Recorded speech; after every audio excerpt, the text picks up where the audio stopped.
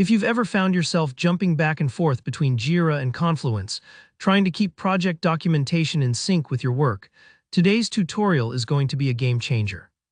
In the next few minutes, I'll show you exactly how to create a Confluence page directly from a Jira issue. By the end of this video, you'll know how to quickly capture important details, meeting notes, or troubleshooting steps without ever losing the thread of your work. Let's dive right in. First things first, we need to start by opening the relevant Jira issue.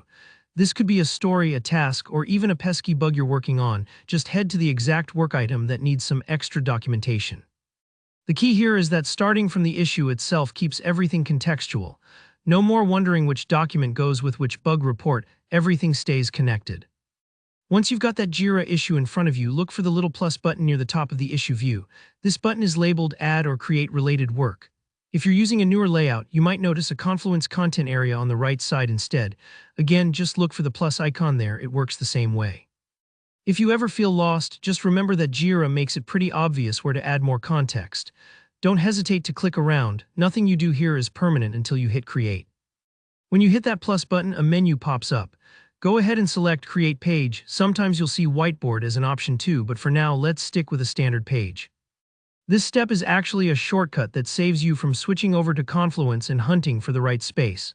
Next, you'll be prompted to pick the Confluence space where you want this page to live. Every team and project usually has its own space, so just pick the one that makes sense.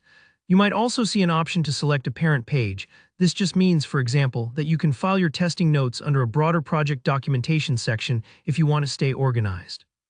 Take a moment here to think about where you'd look for this info in the future. It's a small decision now, but it pays off when your project scales up. Now let's give the page a title. Be clear and descriptive, something like Release 231 Known Bugs or Design Review Notes July 2024. This helps teammates find what they need at a glance. Here's a fun tip. You can start with a blank canvas if you know exactly what you want to write, or pick a template right from the embedded editor. Templates are a lifesaver. They'll give you a head start, especially if you need structured meeting notes or a checklist. And here's something I love. You can edit your new Confluence page without ever leaving Jira.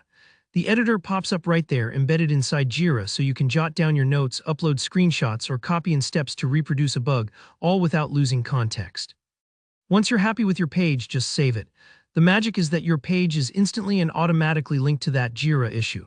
So next time you or anyone else opens the issue, your notes are right there, no digging or context switching required. And that's it, you've documented your work in context, kept everyone on the same page, and set yourself up for future success. If this video helped you, be sure to give it a thumbs up. And if you have any questions about integrating Jira and Confluence or want to see a different tutorial, drop your thoughts in the comments. I'm always happy to help. Don't forget to hit subscribe for more quick, practical guides to make your workflow easier. Thanks for watching and see you in the next video.